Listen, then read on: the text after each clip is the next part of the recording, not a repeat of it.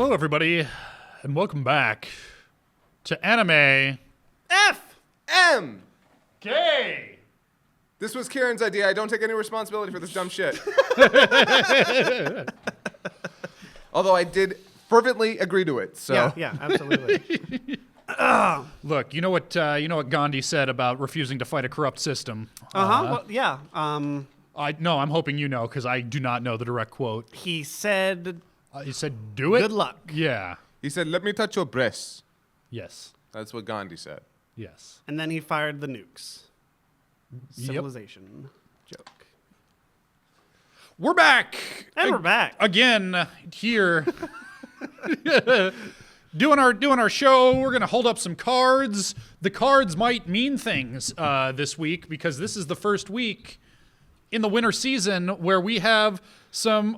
I guess theoretically, Ancient Magus Bride could have died on the first week because that was well past its third episode.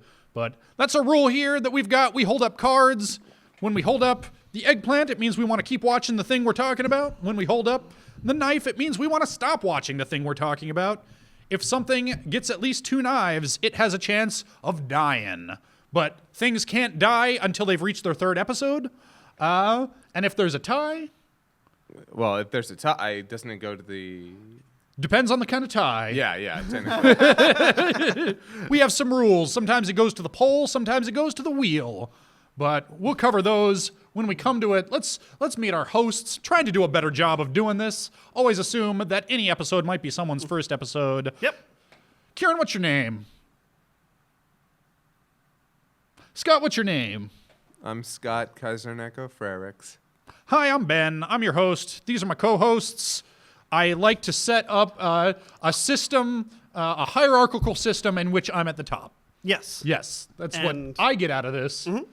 Also, I pass judgment not only on people, but also anime. I would like you to know that we let you top. Power bottom Scott.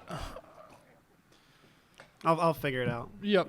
Everyone knows the bottom's actually the one in control there. Let's be honest. Well, let's see if Ancient Magus Bride made us say our safe word this week. I don't know what that is in our fuck, marry, kill metaphor. I don't know. But we'll find out, if we find out, in this episode 15, in which Elias takes Chisei to the fairy kingdom, where she is healed by Shannon, a fairy doctor who was raised by humans. Titania wants Elias and Chisei to live in the fairy kingdom, saying that Chisei will live longer there than in the human realm, but Elias says he wants her to continue to live as a human. Back at Elias' house, Silky flashes back to how she first came to live there.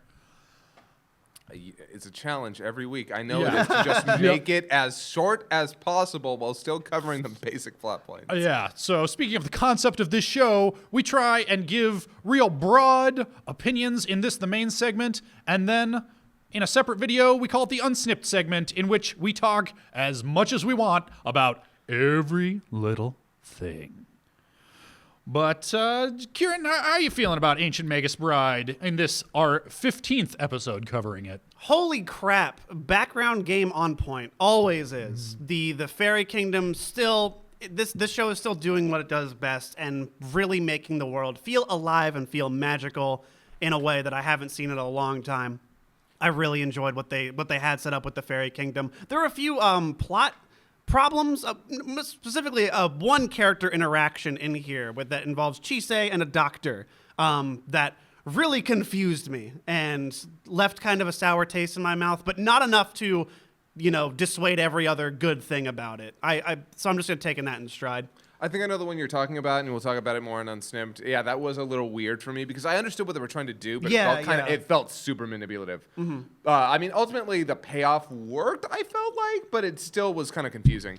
But as an episode as a whole, I'm really glad we got Silky's backstory. The way it's told is also very heartwarming. And the end, again, this show, more than any other show, has gotten me to tears more consistently. It's crazy, and it's not the best episode, but to me, it's actually probably better than the last two. It was a shaky start to the season. Yeah, I would tend to agree. Definitely agree that the Silky stuff was the clear highlight as far as I was concerned. I didn't mention it, but totally agree. Yeah. The stuff in Fairyland was visually really cool, plot and thematically felt a little clumsier than I've come to expect from this show, but as I said last week, this show has built up so much goodwill with me that it would have to fuck up real hard to get that knife from me, and it's not getting that knife from me this week. It's getting that eggplant. I want to see where this is going. Yeah, I mean, this again, I fought the last 2 episodes, so obviously I'm going to fuck this one. I'm happy to see that it's more on an upswing, even if this was, as you said, clumsier than we come to expect. I feel like they're building slowly some momentum to what's going to be the next big plot point for this second half of the show. I'm definitely interested to see where it's going, and I'm just so curious. So it might be a little skewed, grading on a curve here. We've already seen a lot of it, but I'm still really liking this show. For one tiny fault of what would maybe be damning for some other shows, I still really liked it. Yep. And speaking of grading on a curve, that's another one of our rules here. Only one show can get cut from our watch list per week. So we are always grading on a curve, because if there's something that we really want to fucking die, we might be a little more forgiving of other things on the list. But speaking of other things on the list, we've got a new entry this week. Yeah. Oh, wow. Are we talking about it now? Yeah, our Oh very my gosh. special Sure. number 11. We do 10 shows a season, except when we do 11, which we did last season and we're doing this season. This was our last-minute edition. We decided to give cameraman Tyler an entry, a chosen lock on this list, and he chose A Place Further Than the Universe. So we had to play catch-up with this one. We watched 3 episodes for this week. In episode 1, high school student MC Fearful has always wanted to skip school and go on a journey without a plan, but when she tries, she chickens out at the last minute. Then she meets another high schooler named Shirase, whose classmates have mockingly nicknamed her Antarctica because she wants to travel there to search for her missing mother. The two of them go to a boat show to check out a boss-ass, ice-breaking motherfucking boat. In episode 2, MC Fearful gets a job to help pay for the trip to Antarctica, where she meets Genki Face, who has tested out of high school and is looking for something to pass the time before college exams, and wants to go to Antarctica with the other 2 girls. Shirase brings the girls to an informal meetup in Shinjuku with a plan to use their feminine wiles to entice a male member of the first civilian Antarctic expedition in 3 years to let them come along. After they are rebuffed by the expedition's female leadership, Genki Face wrests the leadership of the trio away from Shirase in a bloodless coup. And then in episode 3, the Antarctic expedition announces that it will be taking the pop idol Idol Girl with them. Idol Girl asks Shirase to go in her place, but her mother and manager Stage Mom won't allow it because Shirase has no stage presence. Later, Stage Mom asks the girls to convince Idol Girl to go and says if they do, she'll try to get the expedition to allow them to accompany her. The girls low-key stalk Idol Girl and ask why she doesn't want to go. Idol Girl explains how being an idol means she's never had time for friends, and she just wants to be normal and have a part-time job and do karaoke and go to high school and shit. After some hemming and hawing, Idol Girl says that she will go on the expedition, but only if the other 3 girls can go with her. You seem to be having fun with those summaries. I did. There's a reason why Shirase is the only person who I use the real name for, and that's because the show nicknames her Antarctica, and so I was using that as her synopsis nickname before realizing, no, I can't have a character named Antarctica going to Antarctica. Place, yeah, that starts to make the grammar get real confusing. But I'm having fun with this show. It's real cute. It's real adorable. It's not perfect. It's got some foibles, shall we say. But this is slice of life the way I like it. It's got a hook to it.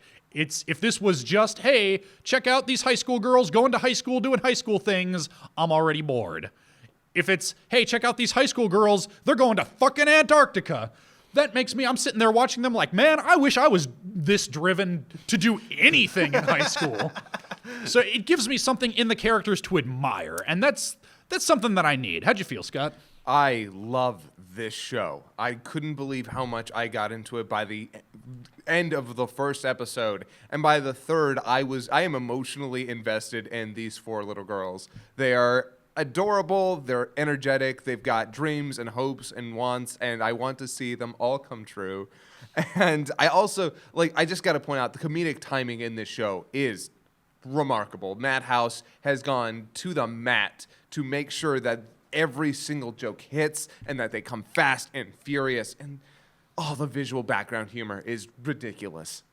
By the end of the first episode, I watched this when it first came out because this was Tyler's pick for us to watch it, and he recommended it, so I saw the first episode. By the end, I knew what they were going for, so in my dumb brain, I was like, okay, so it's K-On, but they're not making a band, they're going to Antarctica, and it looks pretty or whatever, who cares? Then we set it for the show, so I watched episodes 2 and 3, and it didn't flip 180. I definitely really like this a lot more than I did at the first episode, mostly because of what Ben said. The characters here are some of the most well-defined and well-written characters I've seen this whole season. They really have personal investments and flaws, and you can see interactions. I can already kind of think in my head, how would X character interact with Y scenario? And when I can do that, I can tell that a character is actually very well developed already with 3 episodes. So that's really, really spectacular to see. Well, are these characters well developed enough for you to fuck them?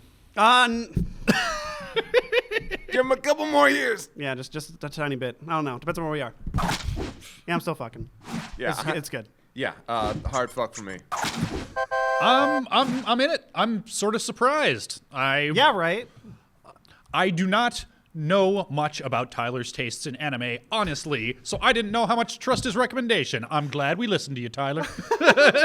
He just dabbed. I want on the record that man just dabbed behind those cameras. Well, guys, let's flip the script for a hot second. We're not talking about high school girls anymore. We're talking about Hakyu Hoshin Engi. I tried to actually encapsulate the plot this time. Please. Tell me. Shonen boy fights Ginger Skates, who's an android or something, I guess, that was born to a human woman who had been pregnant for 3.5 years because reasons. Ginger Skates loves his mom but hates his dad, so he and Shonen boy fight until some other guy, who has never been mentioned before, shows up and captures Ginger Skates in a giant metal thing and says he's gonna train him, and that when his training's done, he'll be Shonen boy's best friend, I guess.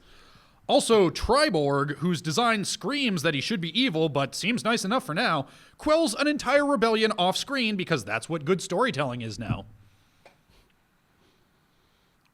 I'm sorry. Look, man. Let me preface with that. I only had investment in I played the main character in a fighting game, so I want to know his backstory. This is hot garbage. Thank God Citrus has 3 episodes now, and this is stuck at 2. Because or anything. Because, man, next week comes around, I can't kill this fast enough. This is the most clumsy storytelling I've ever seen in any shonen adaptation possible. Black Clover looks stellar compared to this. Wow. I can't believe they bungled this poorly with a manga that is, I think, done. What the fuck? I don't know what else to say. This actually is literally the opposite problem of Black Clover. I feel like this took all the problems with Black Clover and then ran the opposite direction, but not in a good way. Like, this is incredibly too fast. The main character is incredibly bland. There's just nothing redeemable here except the backgrounds look super pretty and some of the animation's good. I had people in the comments last week saying, you know what the problem is that they took an entire volume of the manga per episode. Yeah. So did Inuyashiki, and that was real good, so that's no excuse. Got him. Well, it might have been less chapters, but yeah. Regardless, yeah, this is terrible. If you like the manga, let us know in the comments. I would love to hear from some people who loved this manga and tell me what you're getting out of it. Because, like, there's stuff here that's squinting at it. It's like, I guess if that was actually given time to breathe, maybe. But kill it! Get it out of my life. Yes. I'm sorry. I just need to make a gif of that that artificial human dude blowing his own head off. Like, fuck this shit, I'm out. Right, I know. Hey, you know what? Such a good shot. It's hilarious. You might need that clip next week, Scott. Yeah, actually. Oh my god. So that's a try kill. It is safe for this week only because it is only on episode 2, and we have this fucking rule that we got to give things 3 episodes to prove themselves. Who knows? Maybe they'll go, wasn't that too fast? Let's take it slow for a bit. Oh my god. Don't always have to fuck her hard. Let's see if we want to fuck Junji Ito Collection hard. This is something else that is on its 3rd episode and could conceivably get killed this week. Let's see if it does. In part 1, a young man returns to a town where people who want their fortunes read ask a stranger at a crossroads at dusk, but those who get a fortune they don't like are doomed to kill themselves. In part 2, a chatty young woman's tongue turns into a slug.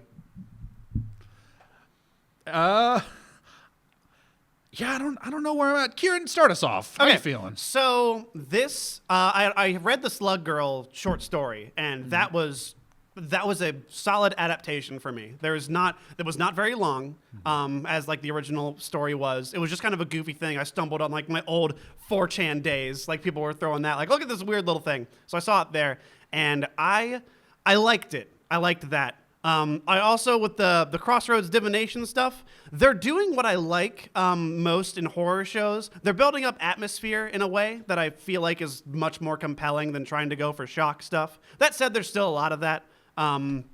It's hard to do horror anime. I feel like it's incredibly difficult. You're already climbing up a mountain trying to make anything interesting in a horror aspect. But I don't know. I'm so like down the road here, but like I'm at a crossroads, if you will. And Scott, can you tell me my fortune? This is not going to get any better. Yeah. I'm done. Like, I'm just going to put it out there. I gave it 3 episodes. I wanted it to get better, and it didn't. In fact, I think this was the worst episode yet because all the Crossroads stuff is marred by this terrible, like, they try and do these shadows and the dust on screen and the mist, and it was all composite garbage. It took me completely out of it because at no point did I feel an actual atmosphere at play because the visuals are not supporting it. Like, as I said before, when you are adapting from another material, there's something always going to be lost because you are changing mediums, but you have to gain something, and there is nothing being gained here. There's nothing better, being made better by this being a TV show, an animation. I just read the manga. Read all of his manga. They're good. They're good manga, and when they're not good, that's okay because the rest of them are. So I'm sorry, Junji Ito, nah, I'm done with the show. I'm not getting anything out of it anymore.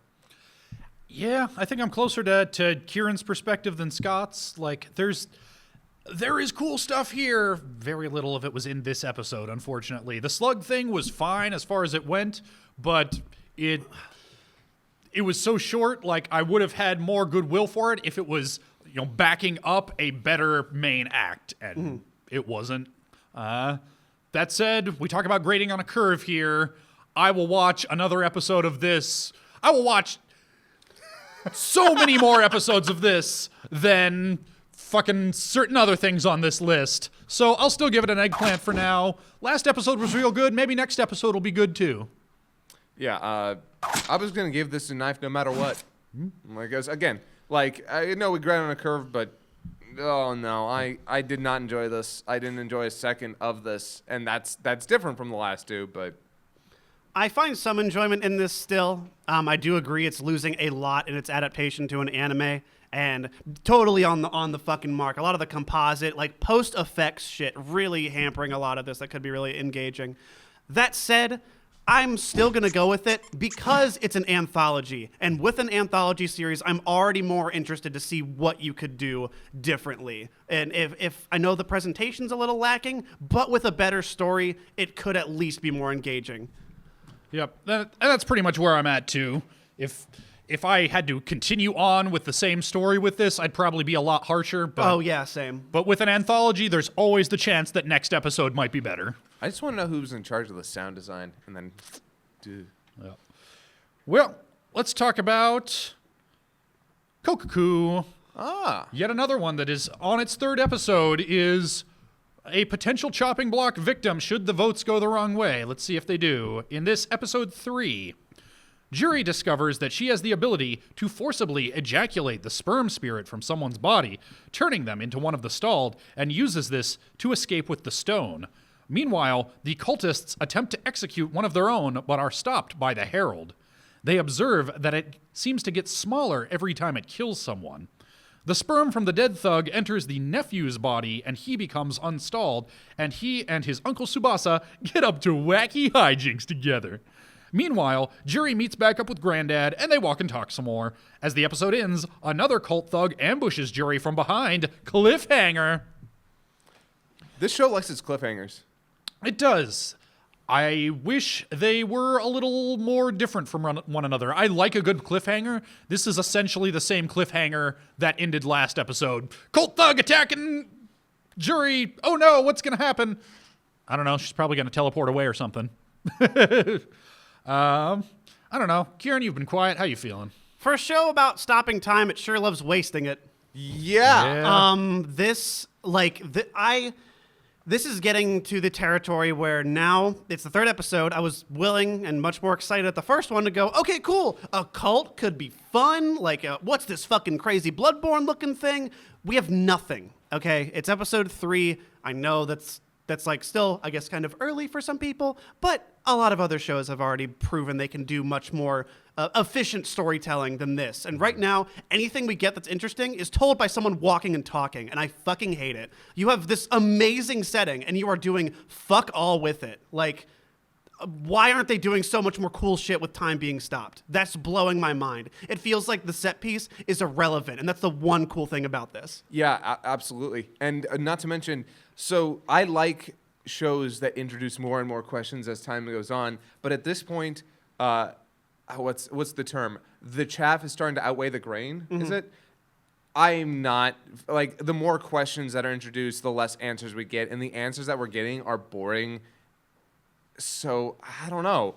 I really wanted to like this show because at the very beginning of it, it's got a lot of really cool concepts, and I like these characters well enough. I like the dad, I like Juri. The idea of this cult was really fun. But yeah, it's all dialogue, and I don't need high action, but it's just, I'm not getting much out of this. I want this to pick up. I want this to become more interesting. Yeah, I'm kind of in the same boat with you guys.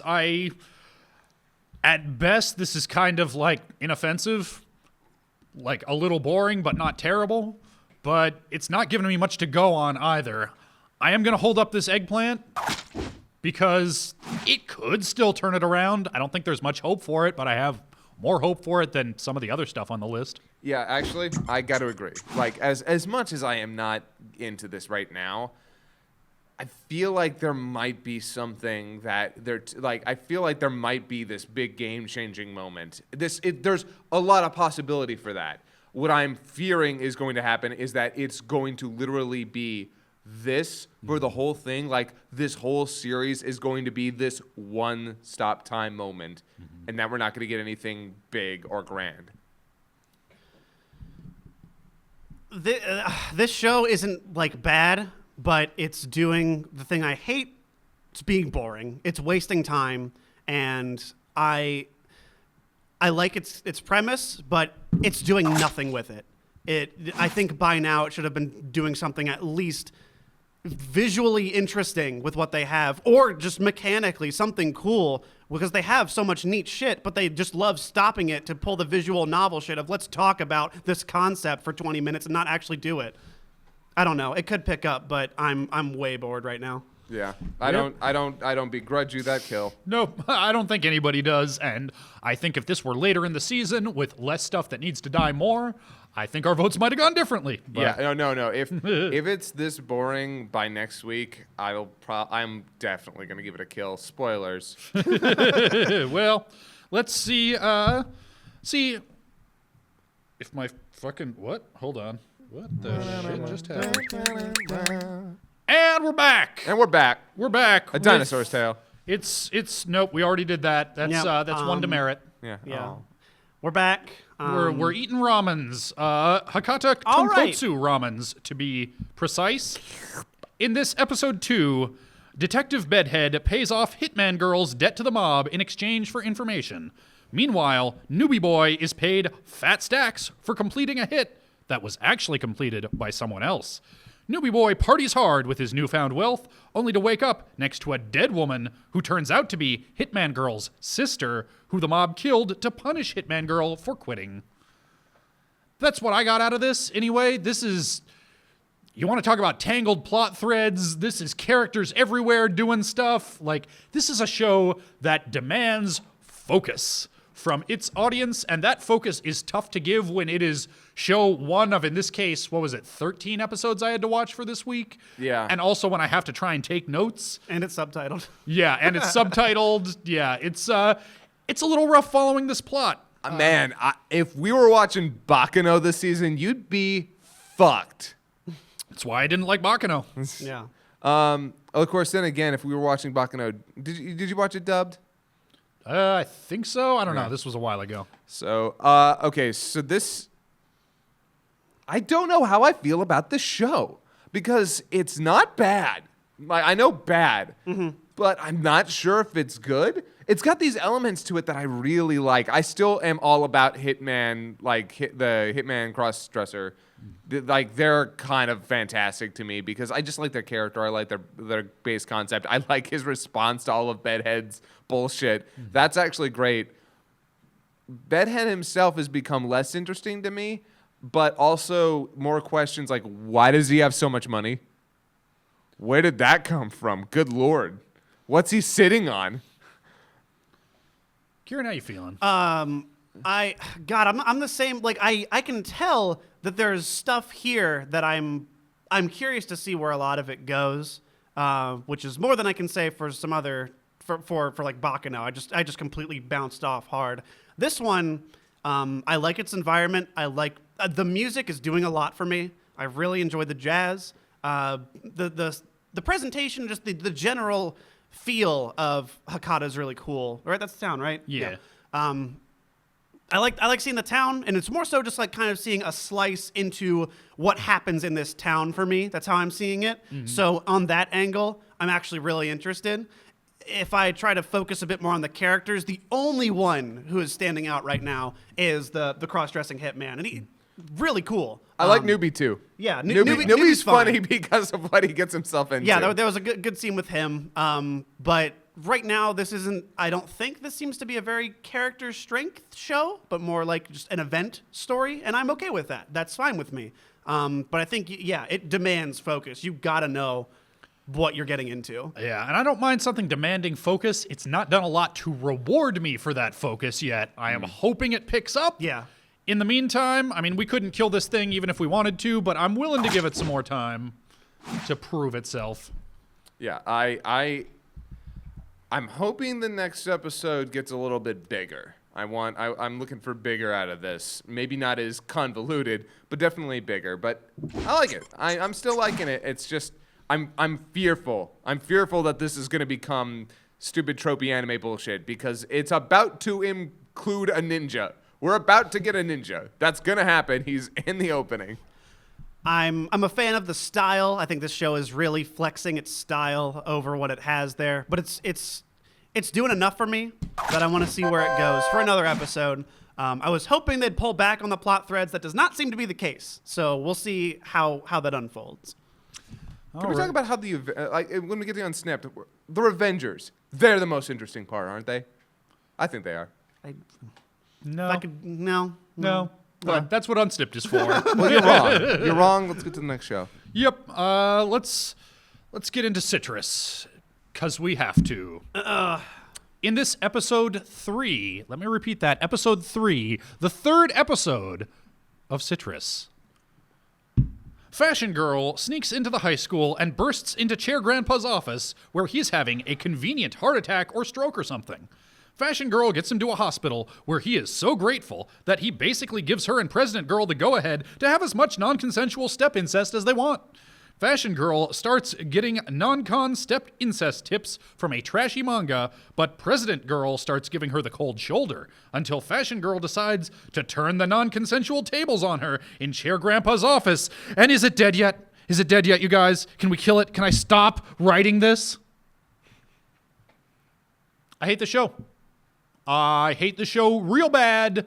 It tries to use this like, hey, here's what the show would be like if it were a real trashy manga. No, that's just what this show is. You're trying to create this distance between yourself, like you're trying to set up this hierarchy, like, here's shit, and we're elevating the shit. No, you're doing nothing to elevate your subject matter. Fuck you, I hate you. Knife it, knife it, knife it. Tune into Unsnipped. I actually have something very serious to talk about with this. But tune into Unsnipped so I can give you my full opinion on this, because I have a whole conversational piece. The subject matter is objectionable. I wouldn't mind that if it were a well-told story. It's not that either. And we can save the rest for Unsnipped. That is a tri-kill, meaning that as things stand right now, Citrus is dying, unless something else also gets a tri-kill, in which case we'll have a tiebreaker situation, and it will go down to the Wheel of Justice. Watch out, Pop Team Epic. But before we get to Pop Team Epic, we've got Hakumei and Mikochi, Tiny Life in the Woods, in this episode 2. This is a 3-part episode, 3 little miniature stories about these miniature ladies. In part 1, Mikochi wins a singing contest she never entered and ends up in a rivalry with another songstress. In part 2, Hakame and Mikochi meet the tiniest, most adorable necromancer ever to reanimate the remains of the dead. In part 3, they drink coffee. I really liked one out of these 3 stories. I was very curious about one of these 3 stories, and I did not care for one of these 3 stories. I liked the coffee one. I thought the one with the necromancer was interesting, and I thought the singing thing was forgettable. I like if I had to give this show an adjective, it would be rustic. This is a very, I don't know. This show, it really enjoys the life of home and just emphasizing life itself. There's this whole scene where they are reanimating the spirits of secondhand tools that people are using in their daily lives. This is putting a lot of emphasis on treasuring things that you use every day, really ruminating on everything you have around you and enjoying it. And it's just kind of showing it through this fantastical lens. And I dig that. I really do. I think this is the fun, lighthearted shit that I can really get behind. And the more fantastical stuff, with the necromancer, I thought was really, really cool. He's kind of this puppetry shit going on. It's still the visuals are carrying this miles for me. This is just so entrancing to look at. Yeah, I said last time that the worst I could see the show doing is starting to wear a little thin. I feel like it's starting to wear a little thin. That said, I mean, it's still beautiful. It's still charming. It's still head and shoulders above most of the stuff on this list. So I feel pretty comfortable giving this the beautiful green eggplant. It's green. I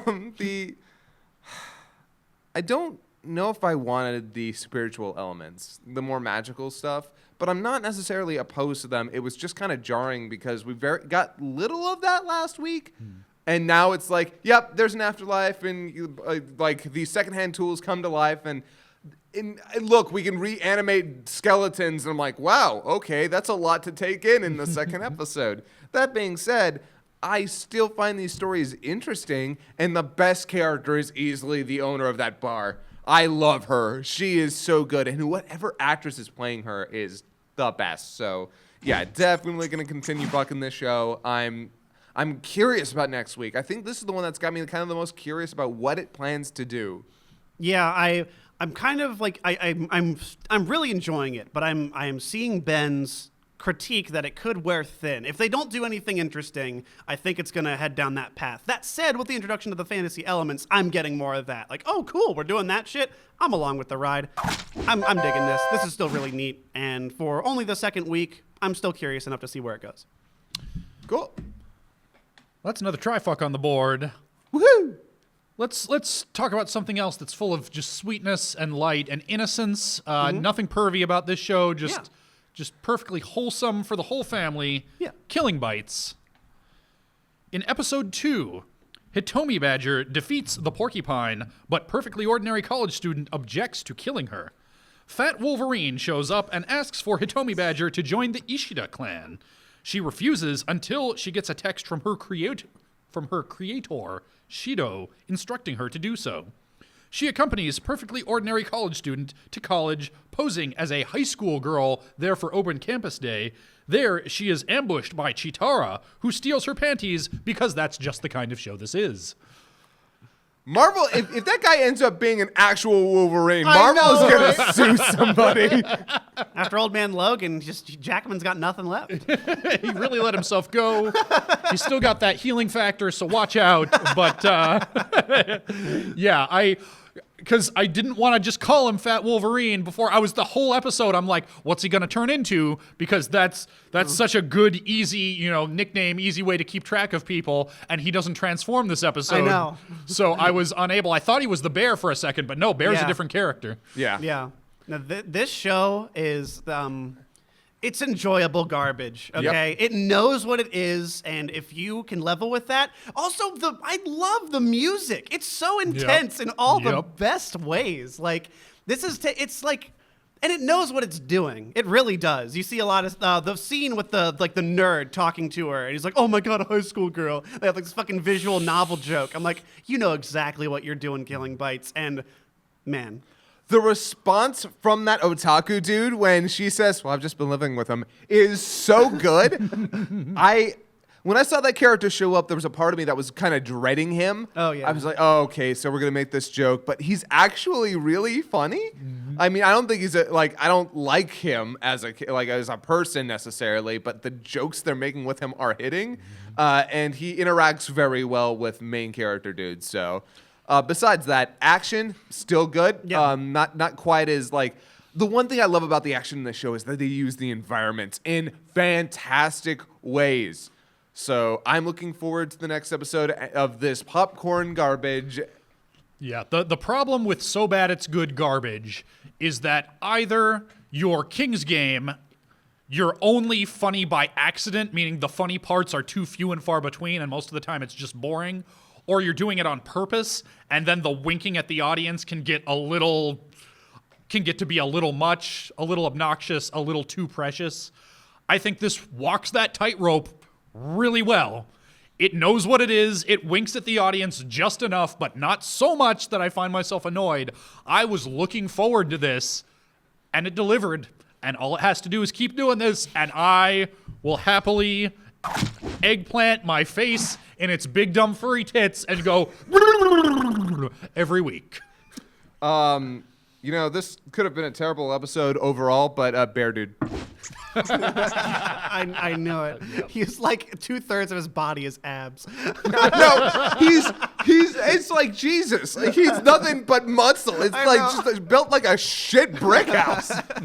Yeah, nah, man, you have a good time with this. Like, don't just lower it down a bit. Have a good time. Meet this show at its level, and it will give you just a fun romp. Because it's fun. It is. That's what it fun. is. This is capital F fun, capital F fuck yeah. Yep. And that's something that a lot of these shows that we're feeling middling on, I think that's the missing secret ingredient is where's the fun, though? Yeah. And this show is bringing it every week, all of 2 weeks so far, but hopefully we keep on getting it. We'll see if it pulls a hat trick. Maybe it pulls a rabbit out of its hat. Can I just mention that I'm so glad we're all on the same page for this. Oh, yeah. Because I'm so happy with that. And the fucking animal cutaways are so yes. I laugh every time I see that horrible art. The badger's thick pelt makes it impenetrable to the animal kingdom. We'll talk more about Hitomi Badger's thick, meaty hide next time on Unsnipped. But in the meantime, Darling in the Franxx. In this episode 2, Devil Girl moves in with Bland Boy's cadet squadron, making Leader Girl jealous of their connection and Rival Boy jealous of Bland Boy's piloting. A mysterious council of KKK-looking motherfuckers meets to talk about vague crap that the audience isn't given the context to understand the significance of. Bland Boy and Leader Girl participate in a mock mecha battle against Rival Boy and his partner, and nobody is able to get it up. Guys, did you know that piloting mecha is just fucking? It's just fucking, though. It's just fucking. I don't know if I've hammered this point hard enough, but you need to hammer a literal woman, by which I mean a literal underage girl, doggy style in order to pilot a robot. It's fucking, Scott. They fuck to pilot the robots. This is like, oh man, I don't know what it is with mecha fans. But like, why, man? See, okay, so for the first time, and literally, okay, the first time since we've started this show, I wish we had more time to talk about this here, because there's a conversation that I want to have about the show, and I'm glad we can't kill it this week for a very specific reason. This show is saying more things than we think it is, if I'm correct about a theory that I have. Whether or not that makes it good, I'm not sure, but it makes me interested. Yes, it's definitely all a commentary about sex, but I think it's more than that, and I think that's something that what the main character represents. The chick, not Bland Dude. Bland Dude is, whatever. I don't know how to talk about it here. Tune into Unsnipped because I'll have a much big, grand, I have a conversation to have about Darling in the Franxx very specifically, because something that Studio Trigger has always done, at least as far as we can see, except for with Luluco, that was just good old fun. They have commentary. They have something that they're trying to say, not about just a single subject, but about society. I'm kind of curious, and I'm hoping I'm right, because if I am, that makes this show way more interesting. Again, maybe not better, but way deeper. So, however you guys feel, go right ahead. But I'm just going to put this up here. I'm actually going to fuck this episode. It's not that the commentary doesn't have value. It's how it's being told. I fell asleep. Oh, damn. Yeah. This show wants to have its cake and eat it too. It wants to be this wacky, goofy, pilot and mech is fucking, that's a wacky idea. Gurren Lagann, right? You like that, right?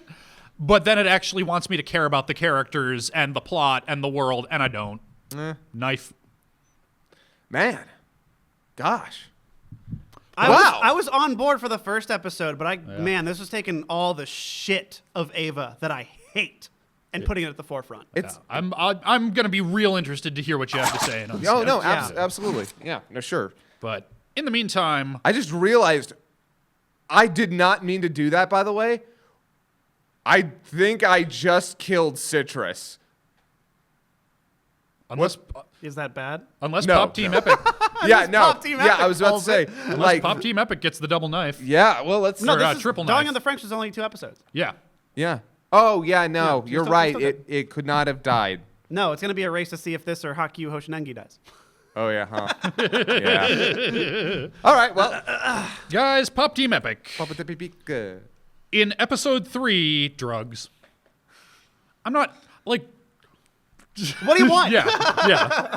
I'm just going to point out here that the male voices in this episode Yes! are Ryusei Nakao and Norio Akamoto, a.k.a. Frieza and Cell. I'm so glad they got Nakao for the fucking bit of your life ends in 30 minutes. Just for the fucking Namek time joke alone. Although on the flip side, I actually thought the female actresses this time made this. Oh, nah, man. I'm sorry, but No, they're good. The yare was so much better in it, just in that soft tone of hers. I suppose the biggest critique I could give of this, I'm not a fan of the 2 episode versions. I'm really not. But I am gleaning that I think I enjoy the goofy the goofy, high-profile actors more, because I think that does lend a lot to it. I think what's being lost in translation for me is delivery. And if you, like, there's just some words that I don't know, but I know, like, there's some accentuations being done. Specifically the first episode, where she was like, Tashi no feeling. Like, she's saying, oh, my feelings hurt. And, like, I can translate that in my head because she was saying it in English. But I think some of that's being lost here. And with the really just bonkers voice acting, I think that is pushing it to a level that really helps foreign audience watch it. I think the actual thing to say about this episode that's different from the last two is this had possibly the longest sketch, which was sort of mockumentary, I guess. That might be crediting it with more structure than it actually had. Oh, but it totally is. By the way, I'm going to say this real quick just to get it out there. You might notice that I'm no longer putting Crunchyroll on the, watch this on Crunchyroll. No, watch it on High Dive. It's got notes about things that otherwise most Americans wouldn't have gotten, like the fact that the music that's played during that mockumentary segment is, in fact, the same music they've used for pop idol documentaries for a very popular NHK program. Yeah. Yeah, that's totally go over your head. It is 100% a mockumentary. You were right on point with that.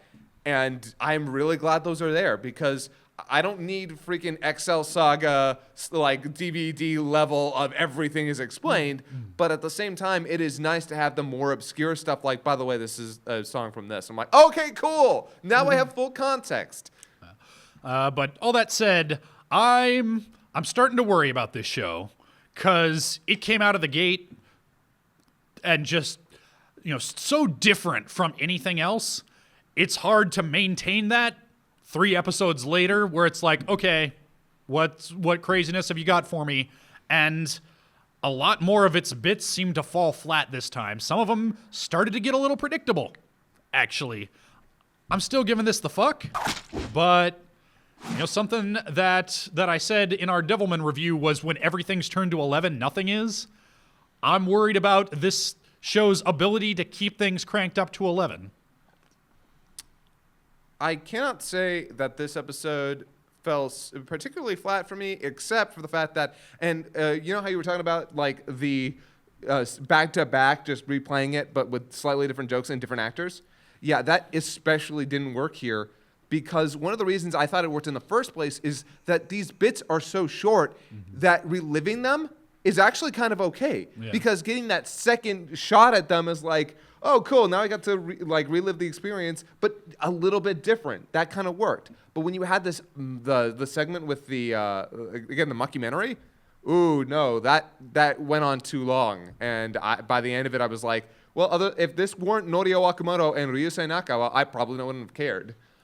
That being said, it got the biggest laugh out of me out of all 3 of the episodes. I love it. But yeah, I can see your worry, and I totally hope that they somehow switch this up and it doesn't get boring. I gotta agree that the length of the feature here was to its detriment. I didn't think they did enough with it, and some of the bits are noticeably falling short for me. I was kind of giving it a bit more leeway at the beginning, but this show is still so much fun. No matter what gripe I have, it's because I've been watching anime all fucking day. This is still far and away, would I just show this and have fun with people? Absolutely. It's still a fun time. Guys, can we have... I was about to say a moment of silence. Can we have a hip, hip, hooray? Hip, hip! Oh, because Citrus is dead. Hip, hip, hooray!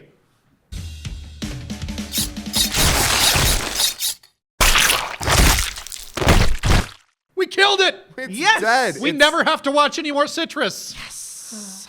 And you don't have to watch Unsnipped, but we hope you will. Yes, please tune into Unsnipped. Well, for me, this is going to be a lot to talk about. Yeah. So, unless you hate me, in which case, yeah, skip Unsnipped, I guess.